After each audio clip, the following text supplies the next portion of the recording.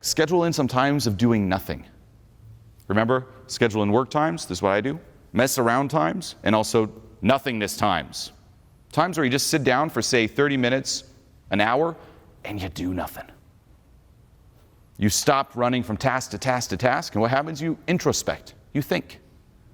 This is how you're also going to really, for example, complete that clear vision of your ideal life, or those values. It's by really introspecting. What do I want? What is my win? And don't rush the answers. I even tell my clients, like, sit down for 10 minutes and ask yourself, like, what's my win? What's my ideal life? Or what do I value? And don't rush it, just sit there. 10 minutes in this state of openness. And there will be a lot of key information that comes up. Same with your purpose. What do I want to do in life? What brings me joy? What brings me fulfillment?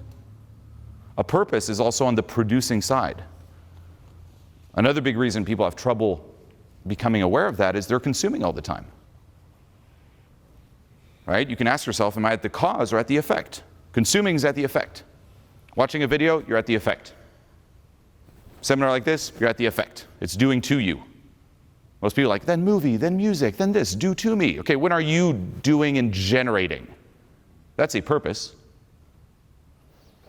And if you audit your life, key question to introspect on, in your life so far, on the doing side, on the generating side, what's been your favorite thing to do? In terms of action, what's been your favorite action? You can't say coming. What would it be? That's how you find your purpose. The fulfillment in the doing. Being, again, it's a process. Right? And that's also what those times of nothingness do. Nowadays, there's so many distractions, we never stop. We even never allow ourselves to be bored. Out of that boredom, that inspiration to do something authentic, to take action, ignites. But without the boredom, without that space, not much will happen.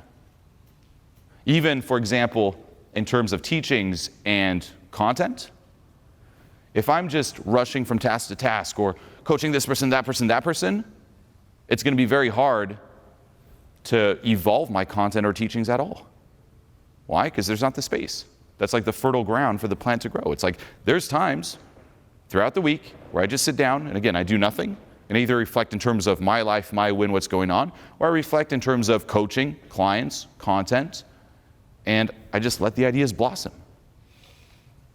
Times of nothingness are very, very important. And also, as I talked about, times of just messing around. Have some times where, you either do something that's completely, say, unproductive, but you actually allow yourself to enjoy it. Don't do the 1 foot in each.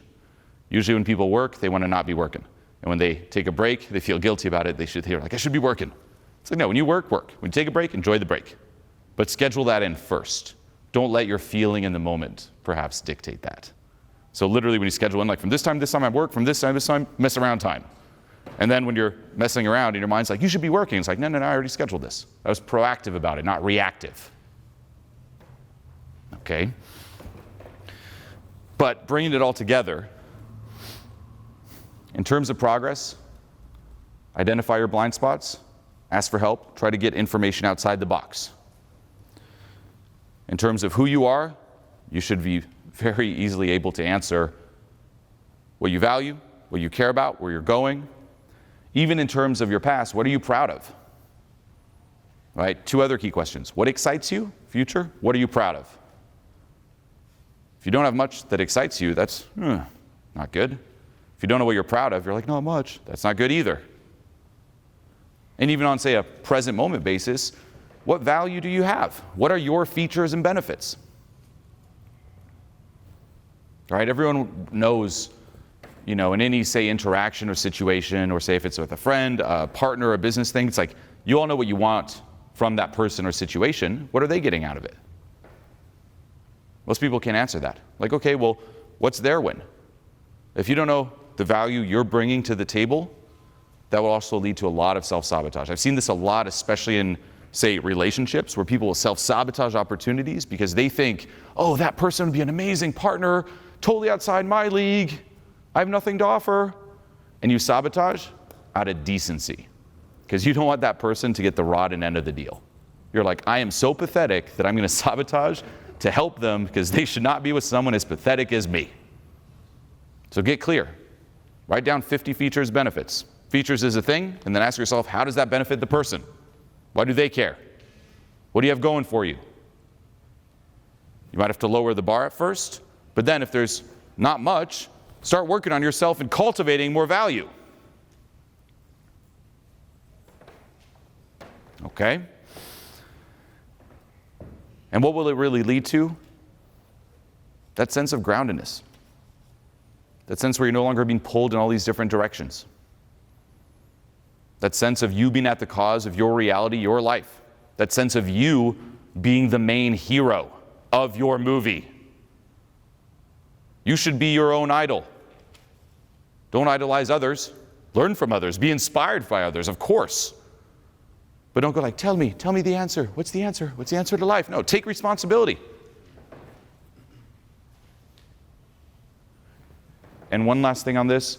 This also means when you are learning, yes, as we said, get external feedback to get outside the box, but balance it with also feedback that you give yourself. Because this will happen too, where people get too used to only asking externally, and they have zero authority over themselves. Right? It's like any little question, it's like, tell me the answer. And they already know the answer, but they need someone else to tell it because that person has authority and they don't.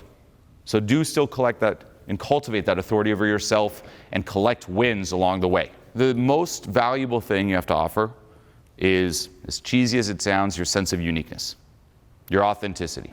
That's the most valuable thing anyone has to offer, and it's the one thing, the only thing you can beat anyone in the world at. Why? Because there's only one you. Right?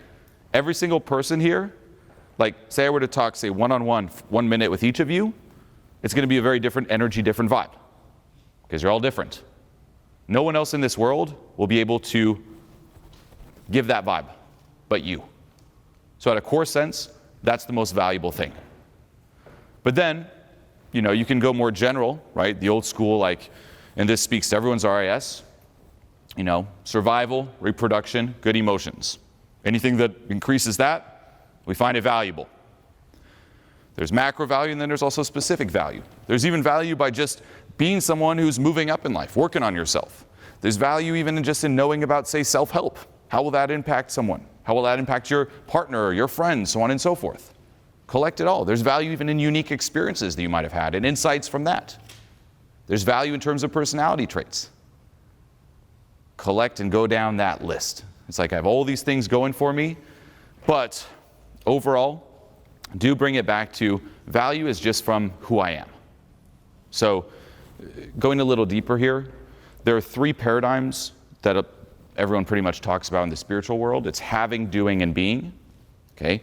A lot of people get too sucked into the having, where they try to, focus, say, on the value in terms of what they have. This is why everyone is like, I need money, I need looks, I need status, I need cool friends, I need a lifestyle and things. It's like have. The more I have, the more I'm enhanced. Okay? Now, do those things contain some value? Yeah. But that shouldn't be the main thing that you identify with.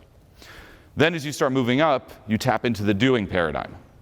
And that's where it's not I am what I have, it's I am what I do. And that's where you must always be taking action. You'll sense you're in the doing paradigm if you're in a conversation and you feel like if you're not talking, you feel yourself dropping. If I'm not talking, my value is dropping. I got to be talking all the time. Right? This very compensating try-hard, that's the doing. Overall, it's just the being. Talking about identity. Yeah, it's like, I'm valuable, why? Just because I'm me. And then I'm putting the real me to the forefront. I'm letting people see the real me, experience the real me. This is also why it's so important to not put on a front, not putting this barrier between you and the world, you and others. Especially, we talked about gathering references. If you only gather references putting on this fake front, it'll hurt your self-esteem like crazy because you're only getting validated for being someone you're not. And you're robbing people of actually experiencing you. Other key perspectives to sink into here. What's so scary about being seen? All right, say you take someone who you'd feel stifled around. Think about it. Someone you're like, you'd clam up, feel really stifled. Ask yourself why. Why are you stifled? Stifled is this defense mechanism, by the way. Why are you in defense? Why are you hiding? What are you hiding? What are you afraid they'll see? Why is there this barrier, this wall? Bring your awareness to that. What's so scary about being seen? What's so scary about dropping this front? What's so scary or bad about people really getting to see and experience you? In terms of legacy, that's vibe legacy. If you go through life always hiding and being sheltered, that's not truly immersing yourself in this experience of being alive. You're also robbing the opportunity of people getting to actually know you. A lot of people even have fronts around their family, around their close friends. They try to be cool, they try to be better and strong and this, versus just being themselves. I would challenge everyone. Go out and see if you can talk to someone and truly be yourself. No front, full authentic. See what comes up. Chances are it'll probably trigger a lot of, I'm not valuable enough as I am. That's something to let go of. Right? Why? Because here's what people do. They have that assumption, and then they try to compensate with having and doing. Versus, it's the whole like, what now? I feel low value. What now? Why do I feel low value? Were you born that way? Yes? No? You come out of your mom's vagina like, I'm low value. Like that? No, right? So something happened, some experience, a belief. That depends on you and your upbringing. It's unique to the individual, but you weren't born that way. Get back in touch with that. Let go of what's blocking that from coming out. Let go of those assumptions that people are scary, the world is scary, you must always protect. Does that mean be dumb and put yourself in dangerous situations? Oh, be smart. But you can take protective measures out of love, not just out of fear. Out of self-love, it's like, hey, yep, nope, protective, versus always being afraid and on the defensive. Ask yourself, can I allow myself to trust people again? So open myself up to people. Can I allow myself to trust the world again? Those are usually two things that happen at some point in our childhood. There's the little belief that the world is scary, I can't trust the world. You know, I tried, didn't work out, can't trust people either. Those are two core beliefs to examine and let go of. And you'll see it's so much more enjoyable and comfortable, and you really come into your own as a person when you tap into that authenticity. And nothing beats too, really being yourself and connecting with someone and having that positive reference of, yes. Didn't have to compensate, didn't have to put on this front. What's the definition of putting on a front, by the way? Scamming. Pretending to be something you're not, someone you're not. If you put on a front, you're a social scammer. You're a scam artist. That's all you are. So practice. Let go of the resistance. Be real, see what happens. And you'll probably be amazed. You'll probably be shocked. People even have experienced this sometimes after different social anxiety challenges, where they do something scary and they're like, I can't believe nothing bad happened. It's like, yeah, your mind was holding you back. What you believe right now, your map of reality, isn't necessarily accurate. This is huge. Okay? Going back to your selective focus, your RAS, none of us see the world as it is. None of us. Okay? We all see it, you could say, through different frames. At a most basic level, how do we all see and experience this thing called life? Through the frame of our senses. But then going even deeper, think of these as different sunglasses. When you're born, people put these glasses on you. From the moment you're born, you come into this world, here are the sense, right? Your sense glasses, and here are all the mainstream beliefs, and here all these other beliefs implanted, say, from your parents, teachers, classroom, experience, etc. All that is programmed into your glasses. And you see the world that way. And then you think you see the world as it is. Step one is realize you have glasses on. Step two is ask yourself, what if what's been programmed into these glasses isn't entirely accurate or beneficial? Okay? Take this example. Say you're a kid and someone calls you stupid. Say you believe it. That gets programmed into your glasses. That hijacks your focus. Now let's just say the next day, you're still kind of looping on it. Can't believe that kid called me stupid. and say, I don't know, you're playing a game like basketball or something and you miss. What might happen? Oh, I missed because I'm stupid. Say later on you ask someone else, they're like, no, they didn't want to go out with me because I'm stupid. And what happens? Because that stupid's programmed, you filter it through that, you link it back to it, reinforces the stupid, programs the glasses even more. And crazy how just that, how will affect your entire life moving forward. Right? The simple example I always give is, say you take a movie you're really excited to see. Just think of any movie. Imagine you're sitting down, you're about to watch it, and you get a text from your friend saying, hey, I just saw the movie, it sucked. The effects were terrible. The acting was terrible too. Say you read that and you're like, oh, here we go. Is that going to affect how you experience that movie? Yes. Is it going to affect what you look at in the movie? You're going to be like, well, is the acting bad? I guess it is. You might even look for bad acting that isn't even there. Distorts reality. On the flip side, you could get a text right before that movie and it's like, hey, I just saw it. It was amazing. The acting was the best I've ever seen. Changes it completely. So think of life in general, right? Some conditioned beliefs say that we all have, I'm not good enough, programmed in from the moment you're born. From your conditioning, right, just simply due to the fact that we're taught in the process of socialization through reward and punishment, and as a child with a very limited perception, we interpret reward as love and punishment as I'm not loved. So literally from the moment you're born, you believe that you're only loved when you are a good child, when you obey the rules, right?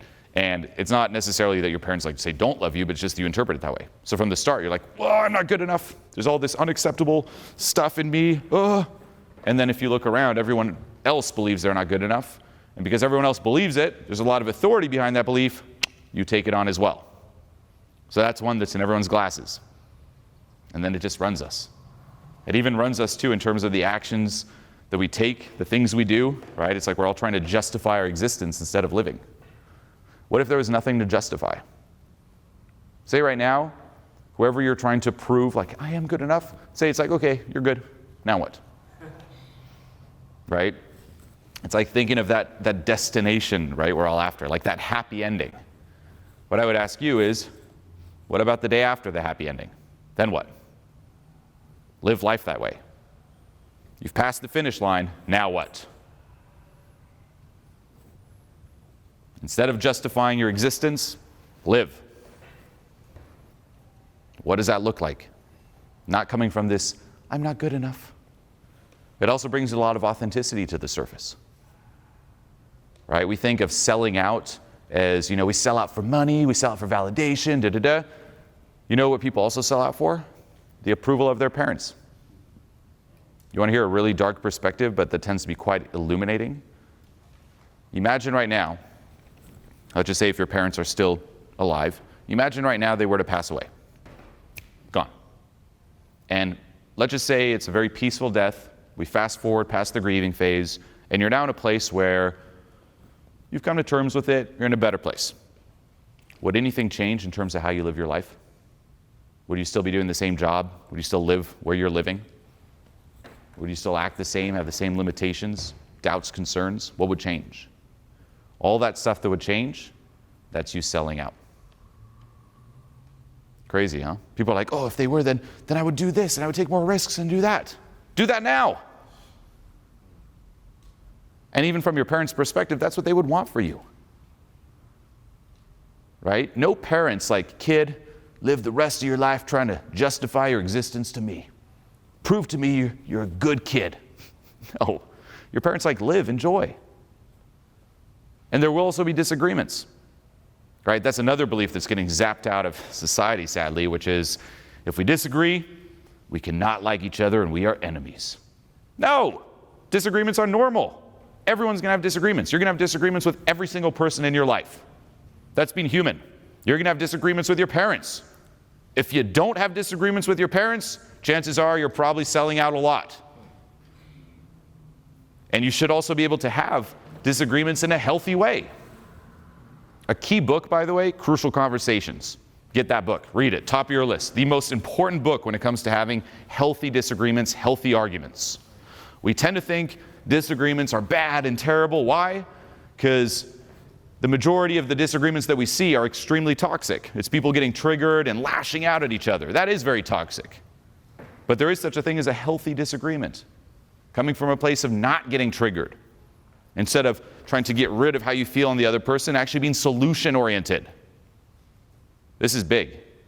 Usually when people have a disagreement, they're not actually looking for a solution. They don't feel good, and they're trying to get rid of that feeling by expressing it onto the other person.